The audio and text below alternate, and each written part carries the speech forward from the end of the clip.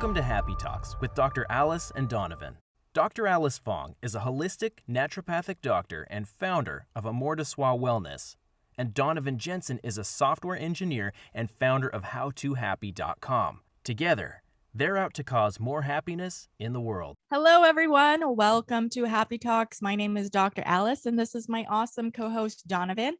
And today we have a special guest. Gabriel Shaw is a kinesiologist, exercise physiologist, and Tai Chi instructor who helps people find balance and ease by moving through stress and trauma stored as tension in their bodies. So please welcome Gabriel. Thank you so much for joining us. Thanks a lot for having me on, and I'm really looking forward to this discussion. Yeah, great. Well, let's just dive in and tell us how your story and your journey to becoming a kinesiologist and physiologist and Tai Chi instructor. Sure, definitely.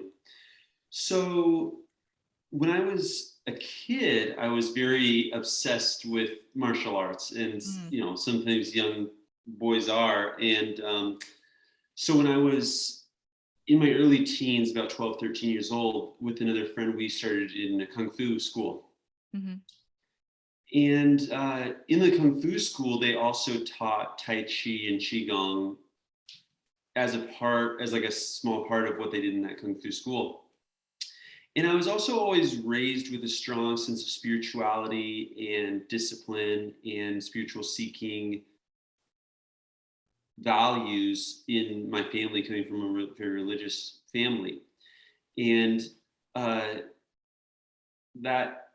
then, as a very kind of rebellious young person, rebelling against those ideals and wanting to see what else is out there, I really kind of used my fascination about the martial arts and also my intrinsic desire for spiritual seeking to really dive a lot more heavily into the Tai Chi and Qigong aspect than I ever did the Kung Fu. And, I did that Kung Fu style for, 10 years after that, but it's really diving into what we call the internal arts, or the healing aspect of the martial arts, the Tai Chi, the Qigong, and related disciplines, breathing techniques and things like that I found just added a lot more depth and meaning to the practice. And so I was always really drawn to those and studied those a lot, with a lot of Taoist teachings and Buddhist teachings and yoga and other things that come along with that path. And then in my early 20s, as a desire to use those skills to help people more, I decided to become a paramedic.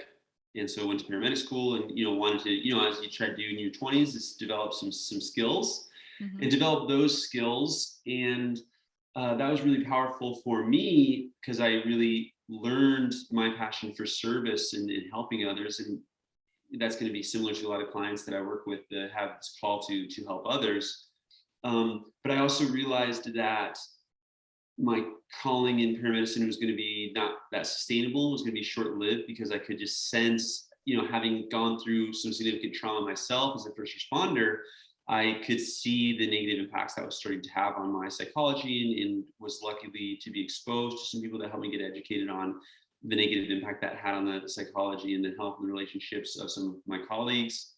And also wanted to make a little bit more preventative impact as well in the population, and also wanted to combine some of my knowledge of movement and martial arts and health from that side and spirituality with my understanding of Western medicine and, from the paramedic side of things, working at the hospital. And that's what drove me to go to school to become a kinesiologist, an exercise physiologist. A desire to combine those things, a desire to combine the physical and mental and spiritual health avenues together. And that's what I do now. And in my sessions, I help people understand the psychological, emotional underlying to a lot of their pain. And we use some movement strategies, some mindfulness, somatic strategies as well to help them get through pain. And then I focus a lot on health practitioners or first responders who, like me, are often overworked and overgiving, not because it comes from a place of necessarily the purest love, which they all do, and they have that, but also comes from a place of trying to fill that void that comes from their own trauma. And so uncovering that can help us all to not only get out of pain, but also show up more fully in the world. And so that's what I try to help people do now. That's super awesome. And I, like you touched on a lot of topics already. And I'm sure we'll get into a lot of these different little aspects, but it also is a nice coherent storyline, right? The way that you got to what it is that you're doing. I think for me, the first thing that stood out that I kind of want to pick apart a little bit more is you sort of mentioned this Kung Fu part of your path, and then also this Tai Chi and Qigong pieces. I know that I'm not super clear on sort of the differences and some of the definitions there. So maybe we could start with just sort of teasing those different aspects apart. Definitely. Yeah, definitely. So Kung Fu is, pure martial art, and it's very acrobatic and athletic. And for people who, a lot of people are probably seen Kung Fu from Bruce Lee films or, 70s films or things like that. And it's also from a Buddhist tradition. So if you kind of think about the more spiritual line, the Kung Fu actually arose in Buddhist temples. And so there's a real Buddhist tradition with that. And with that Buddhist tradition comes a lot of the Buddhist philosophies baked into the Kung Fu, which can be really good, but it can come with a lot of focus on non-attachment, which can be great, but it can also have a lot of focus on just working harder and training your body harder and kind of pushing through pain, let's say, or something like that. So what we would say, that all is under the notion of what we say is external martial arts. And so when we talk about external, we talk about something that's athletic or aggressive or outside the body and is talking about pushing through and that kind of thing. Tai Chi and the internal arts really got developed in a sibling relationship with Kung Fu, but they're more from the internal Taoist culture of China back in the day. And that culture is much more focused on longevity and internal cultivation and Epicureanism to some degree, rather than strictly the martial elements as well, or strictly as pushing through, or strictly the athletic elements. And so there's a lot more focus on energy building, on healing from the inside out, on meditation, on gaining scholarly and spiritual insight through the practice from Tai Chi and Qigong. And that's kind of how that kind of splits from what we might call external martial arts. Now, I think a lot of other people want to ask me often is like, what's the difference between Tai Chi and Qigong? Because these are two common things. And Qigong is a big umbrella that's kind of a modern word. It's a modern word for breath practice, or Qigong. I mean, Gong is the same Gong as in Kung Fu, which means like practice or like work. So you could say that Qigong is like Qi or energy or breath practice or work, right? And so that's kind of a modern term that's used to cover a whole host of breathing techniques, movement exercises, joint opening, releasing the body. I mean, it's a big umbrella term. Tai Chi is in that aspect of Qigong, and Tai Chi specifically is referring to a type of Qigong that's from a specific familial lineage that also relates to martial arts. And one of the biggest differences in a practical sense, that Qigong is focused mostly on cultivating the Qi, or cultivating your health or your energy. And Tai Chi is mostly focused on mobilizing the Qi, or using that vitality or that energy or that softness in application, such as martial arts. Wow, that was a very thorough explanation, and I appreciate it. It does kind of, even in my mind, I didn't fully understand. I've heard of both, and I didn't fully understand the difference. So I appreciate that explanation. My question for you, because, I think when people think of Tai Chi or Qigong, the stereotype is like a bunch of old Asian people in a park just doing it. And my dad actually is a Tai Chi instructor, and he's like, it's not for old people, it's for young people too. It's for everyone, really, essentially. So that's basically so my question to you is really like, what do you see the benefits for doing Tai Chi or Qigong as a part of your regular daily practice for any age? And how can we get the young people into it? Yeah, I appreciate that. And It's great. You know, many of my students are older as well. Mm-hmm. And, you know, I've been doing it since I was 13. So Mm-hmm. it's obviously something that I've been passionate about my whole life. And I've known a lot of younger people who do it. And the martial arts side is often how we get the younger people involved, you know, or Mm-hmm. how I have found it to be very exciting. And the thing is, a lot of things, the reason why you don't see a lot of younger people doing it is because those teachers in those schools, they don't know the martial elements, or they're not teaching it, and so it's just not, you know, it's just not a common thing that you necessarily see as much. But just to kind of switch gears a little bit and talk about what we talk about as health and healing and stress and anxiety, Mm-hmm. um, Tai Chi and qigong have for me been the best way of removing the lid off the pressure cooker and allowing some of that stress to disperse. So when we talk about mobilizing the chi, is what I talked about earlier. You can break that down. I like to always break things down to a little bit more kind of scientific or like grounded ways to think about things. And you can just break that down to say, like, you have like anxious energy that builds over time. We all have stress. That stress gets stored in our body. We kind of are bottling that up all the time. I don't think that's a big stretch for people to understand that, right? And then you get home from work or whatever, or even if you're even in college or something, there's a lot of stress, right? And it kind of feels like it's building and building all the time. And what we need ways to cope. We need ways to release some of that energy, to kind of take that lid off the pressure cooker, to let that some of that steam out. And when we let that steam out, we don't have as much building up, and therefore we are not facing the same joint injuries as many people face. We don't, you know, get old. You know, the symptoms of getting old don't come on as soon. We don't have these psychological outbursts. We don't fall into those really severe depression, anxieties that can sometimes befall people. And I've had to heal some pretty significant things in my past.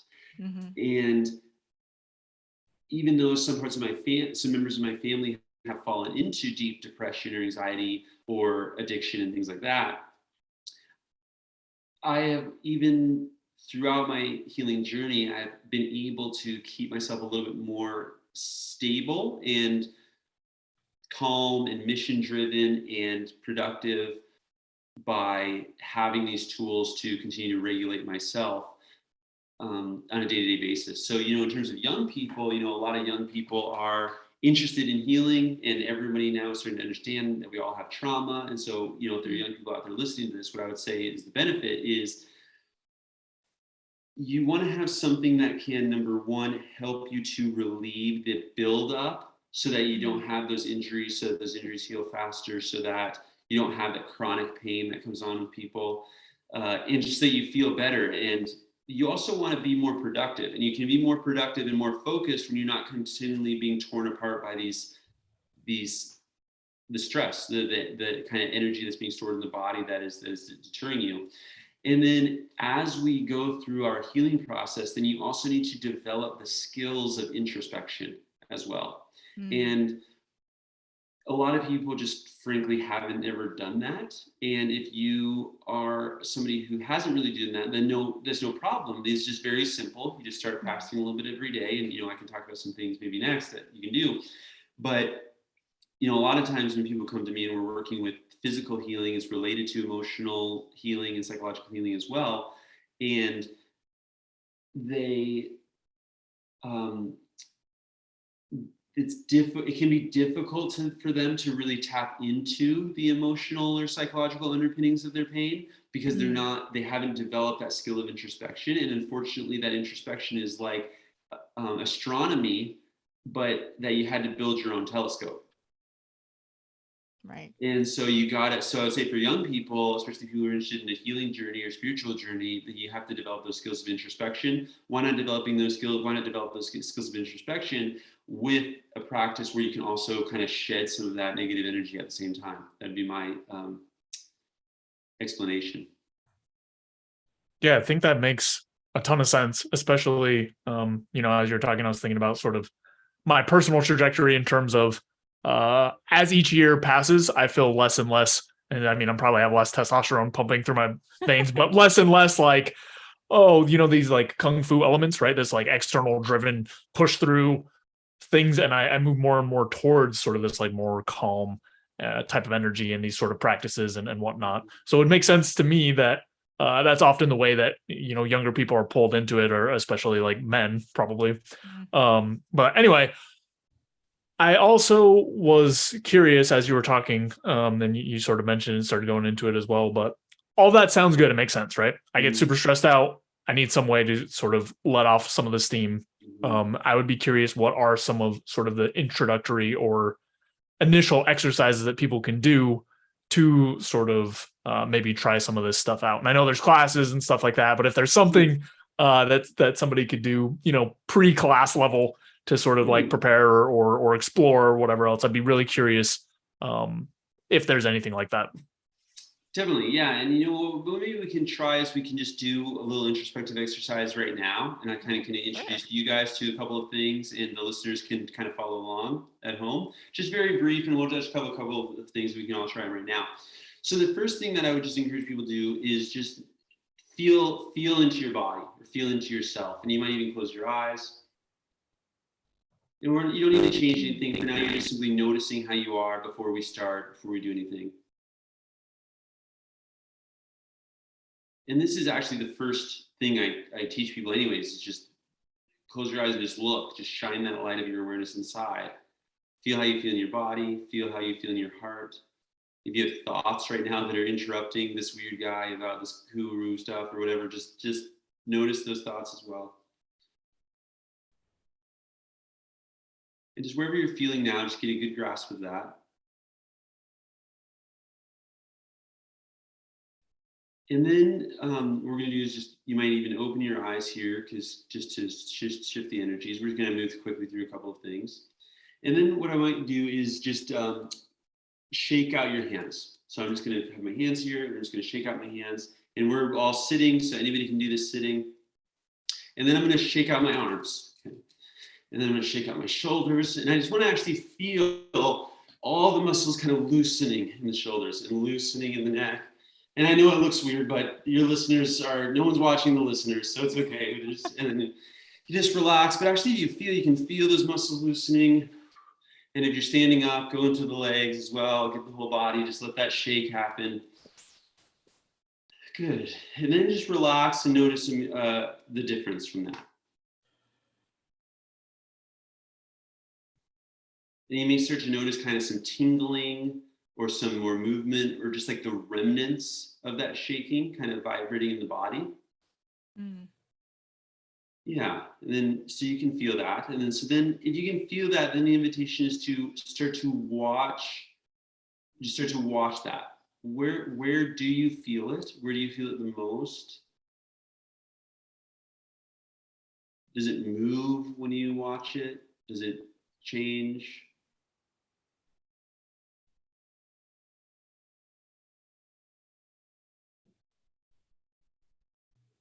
Is there anywhere in the body that you can't feel it, or feels like kind of stuck, that you don't feel that vibration in? And for now, we're just kind of noticing that.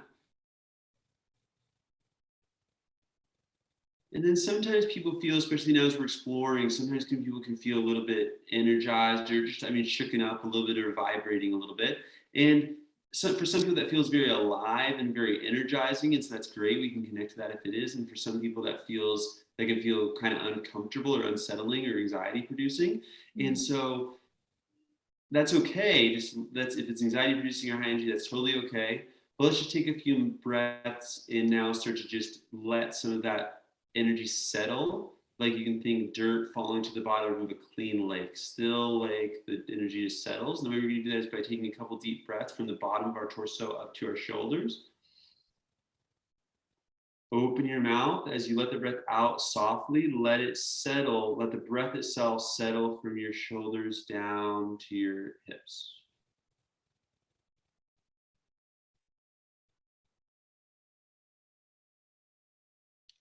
And for now, we're just noticing the breath move. We almost don't even have to imagine anything. You just can feel the breath move in your belly, in your middle torso, in your upper torso.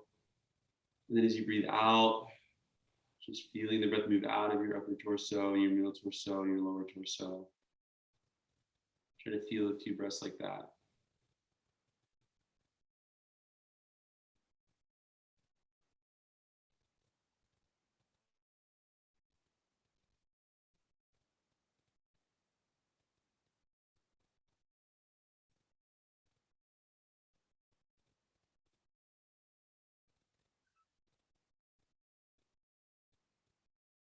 And then just like we did at the beginning, we're going to do a little check-in now. We're going to let that breath go. We're just going to do a little check-in now, just like we did at the beginning, but we're just slightly different than we did at the beginning, is I'm going to just get you to check in with your body from the top down. So you're just going to, with your mind, just feel, how do you feel in your head area, your face area? How do you feel in your neck area? Are there any sensations or anything in your shoulder area, your arms, your hands? Your chest area, you might notice the breath in your chest, your upper torso. Any emotions or thoughts that come up as well, just kind of noticing that too, just like we did at the beginning. The belly area, the hips, just noticing all the way down to the floor. And while you're noticing how you're feeling, you may also be noticing how you feel now compared to how you did when we just started. It was just 5 minutes.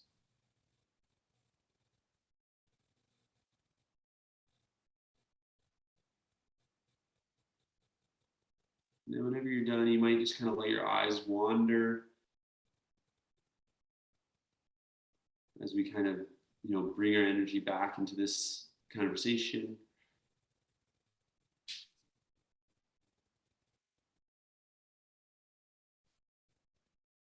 And so we've just done a couple of really easy things, and I can kind of go through the list of what we just did because any one of those things can be done on their own. But kind of before I do that, I just invite you, Dr. Alice and Donovan, like, how are you feeling? I feel a little more relaxed for sure. I feel like I became more present of my breath and my heartbeat, as well as kind of like that opening or vibration feeling. But I definitely also became present of like the tension in my back that just would not let go. And I was just like, that's where everything seems to be stuck, is like my back. It's like everything else feels loose and open, but just is like a blockage there. That's what it felt like. Mm-hmm. That's so beautiful. Thank you so much for sharing that with us, because you're sharing your experience. Some people connect to your heartbeat, like you said, right? And some people are connecting to that energy, that vibration that you also mentioned. It's beautiful. And I want you to, what you shared about your back is really great, because it gives a really good example for the listeners who are probably feeling the same thing. And that's beautiful for the listeners. I want them to know, and I want you to know, that is a beautiful thing for you to feel that, because now you know where your work is. Right. Okay, there's something in my back that's not flowing, and stiff. Instead of ignoring that, which is what we mostly do, right, which is where that buildup happens, then now you're bringing loving awareness to it. And if we were working on one-on-one, or you go to some of my programs, people can learn how to explore those areas or move energy through those areas. But it's beautiful for me. But even just the awareness, okay, this is where I'm not feeling my body as much, or there's tension, there's not as flow. It's great. It's great to know that. So thanks for sharing that. Yeah. How about you, Donovan? Did something come up for you that you wanted to share, or thoughts? Yeah, I probably had a little too much coffee this morning. I was feeling a little bit of anxiety, just in general, nothing too crazy. But I noticed that specifically the shaking part, right, of the exercise sort of shook that out of my system in a way that was much faster than something that I usually do, which is meditate, right? When I want to bring down the anxiety, I found that extra bit of sort of motion and energy helped to bring that down, that specific thing down faster.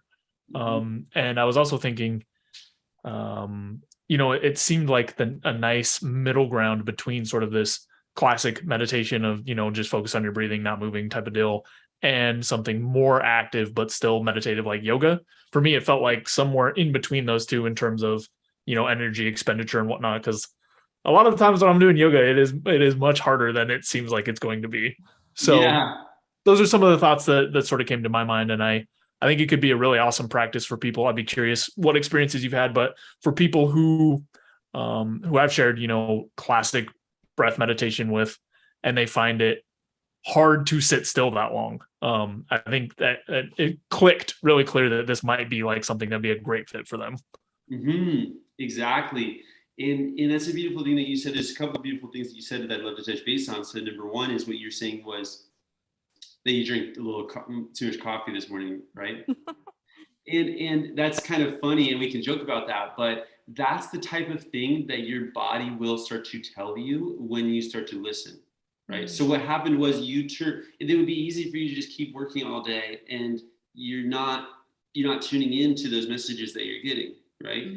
But now you're like, okay, like my body's telling me I drink a little too much coffee today, and I can feel that in my system or whatever, right? And then, today that's no big deal. And for most people, that's not a big deal for today. But what will happen naturally is if you're just opening yourself to a practice like this daily, and then, that took 5 minutes. It's not like I'm asking people a lot of things.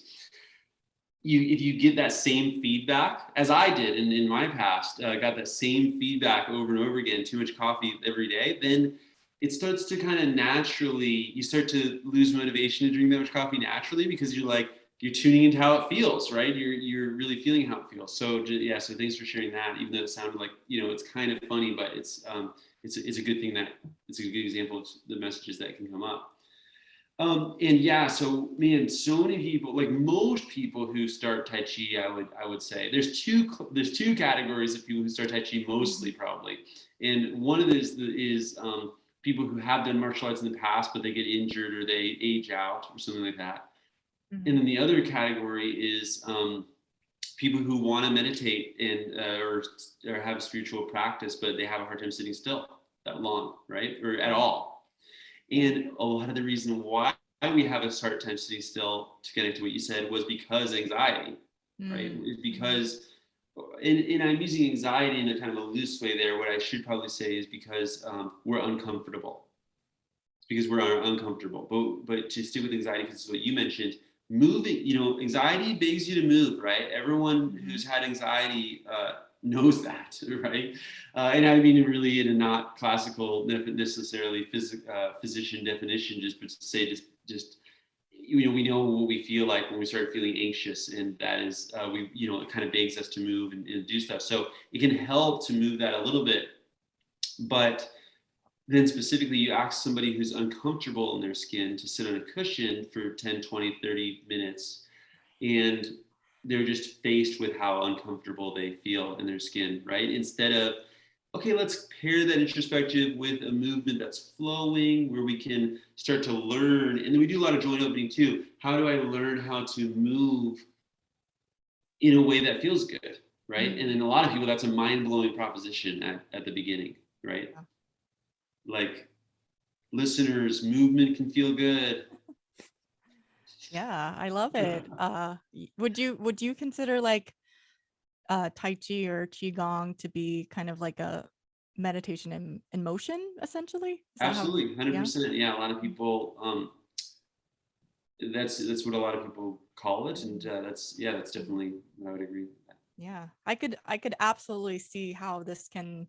I have a clear picture on how this could benefit younger people, especially, it's great that you started at age 13, which I think probably a lot of middle school children could benefit, because like their hormones are all over the place. They're just like highly emotional, and like they're the pressure cookers that could use the release. And this would be a great way for them. And like I could see like meditation by just sitting still would be very hard for that group of individuals, or even adults, but especially like teenagers. So I could see this being really beneficial, and it's a matter of just kind of like, how do we rebrand it so young people can like be into it or something, because I could absolutely see the benefit for them. Yeah, that's funny. I mean, welcome to my life now, Dr. Alice, trying to get your people in. And then at the same time, you also just accept, I mean, at one point, I love working with kids. I've worked with kids a Mhm. lot in both medical settings and also in martial arts settings, and I love it. It's one of the biggest impact, reward that I've had. So if there's ever, if somebody out there wants to bring me on to do Tai Chi with their middle school or high school kids or something like that, Mhm. be love to do that. On the other side, yeah, I find people, it's just one of those things that people come to when they're ready, Yeah. and sometimes it takes people a certain age or a certain level of experience with burnout or overwhelm Mm. or getting injured to learn the value of slowing down. Mhm. And if you don't have the value of slowing down, if you don't have a personal experience with having to physically learn the value of slowing down, it's a hard thing to sell. So, but That makes the good sense. news is it's there when people hit that wall. Yeah. Yeah. Mm. I had another question that's still on topic, but not quite exactly what we were just talking about, which is you sort of mentioned this training, a more I guess I'll say like Western medicine type of training, and Mhm. then also sort of pairing that with some of these other practices and ideas. And I would be curious where you found tension and where you found synergy, right? So one example off the top of my head might be around sort of this idea of like energy and the flow of energy. Mhm. I would just be curious where, the distinctions and overlap that you found. Hmm. Hmm. Yeah. Yeah, that's a great question. Yeah. And then it's a really good question. It's an interesting area we can explore. And this is a question I'd invite you to let me know your opinions. I don't know too much about you, Doctor. Donovan, but I know you're a naturopathic doctor, right, Dr. Alice, Yes. and then you're working with natural cures for stress and anxiety. So you probably have Mhm. come up with, on this topic as well. Yeah. The flow of energy thing is not actually one for me that is actually big here, and that may seem counterintuitive, but I don't do really much of anything in my practice or in my classes or anything that is um, energy healing necessarily, where I am healing someone else. Okay, Mhm. everything that I'm doing for the most part is people are healing themselves. And then so when you're healing yourself, that means you're doing the movement or you're doing the breathing or you're doing the introspection or you're moving the feelings and you're moving the feelings that are true for you. And there's no, I don't think any conflict with that. Now, there's an explanation that we use where we say energy or chi, which I use, especially as we start getting into more Tai Chi, because it helps to understand what we're trying to do. But uh, I don't necessarily need to use that word that much when I work with clients or one-on-one or anything, because it's often a substitute for just not knowing how to explain what you're trying to explain. And that's no problem. We can use that word as a filler for just a big category of things. We do that all the time. Like a word like stress is exactly the same. But I often use words like nervous system activation, and I also use a lot of words like motor learning, right? Where you learn, your certain motor units are involved that don't need to be involved. And that's obviously there's tension there. And then Mhm. sometimes we let go of that tension, then emotions come out and then those come to certain feelings, right?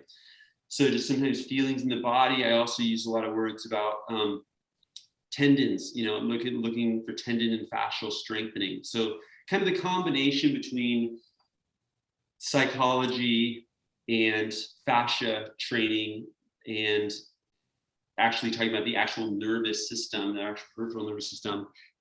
And then if you add the immune system into that, having a little bit of understanding of that makes it less nebulous, that kind of energy thing, from my perspective. Uh, where I think that there is tension is in when you start to think about, are you thinking about things as separate or a whole?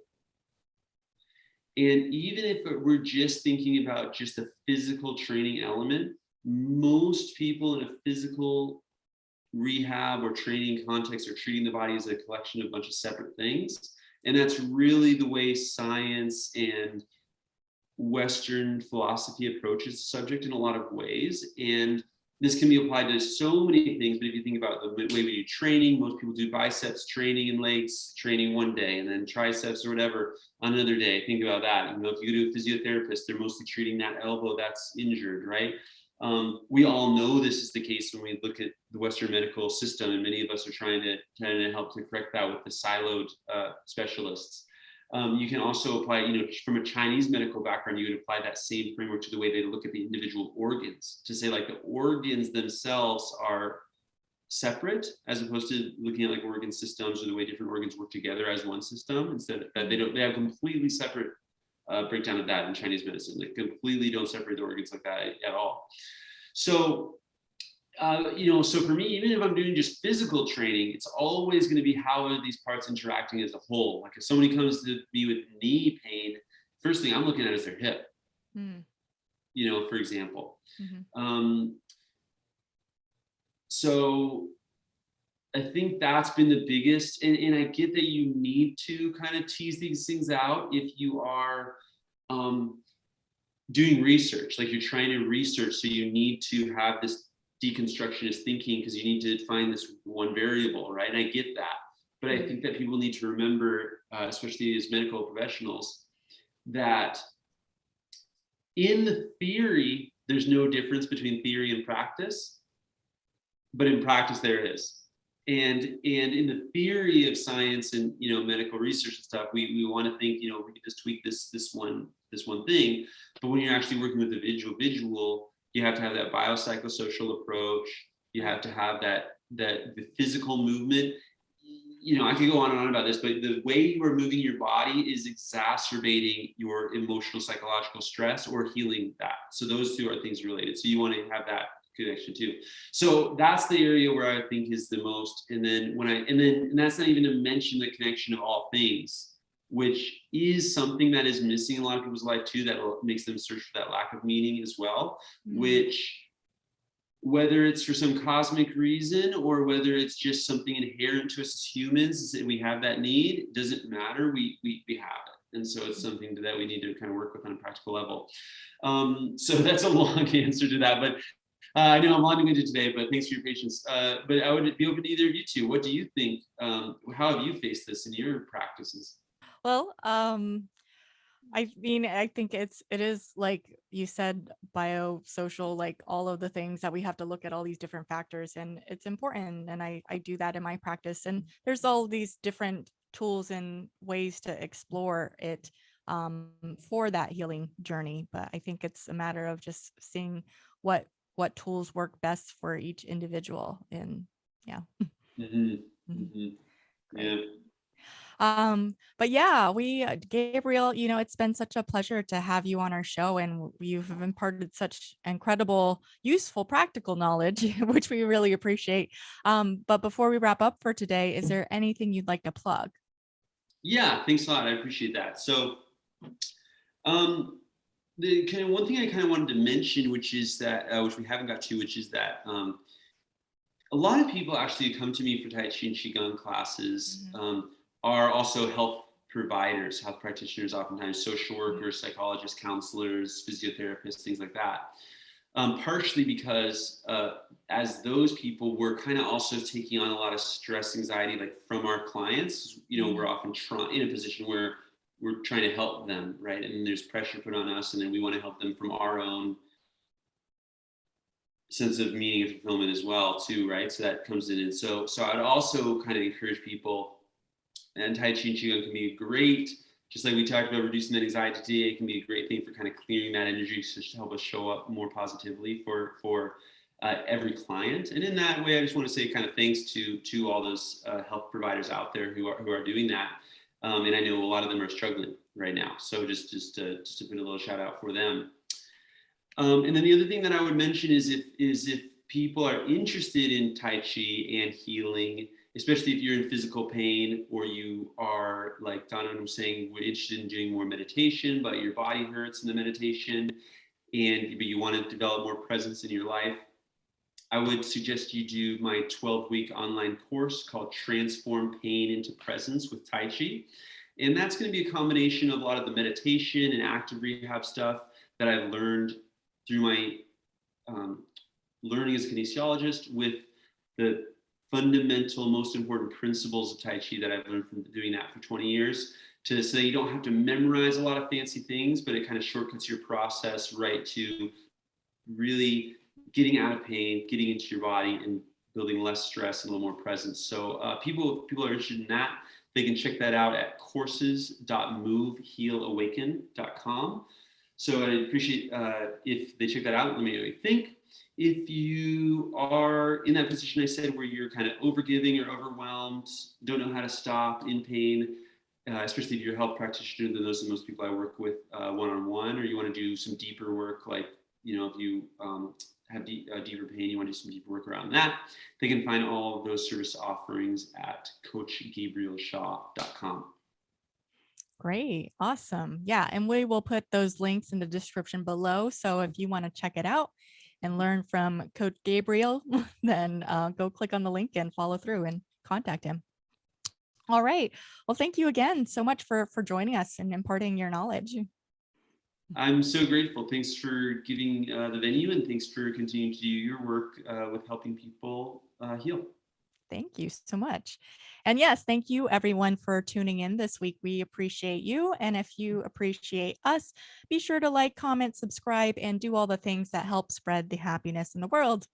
We'll see you next time. Bye. Thanks so much for watching. If you enjoy this video, be sure to like it and then go and subscribe to my channel and ring the bell so you get notified when the next video comes out. And if you check out in the description below, go to my website where you can get my free fast and easy guide to stress relief. Thanks again for checking us out, and we'll see you next time.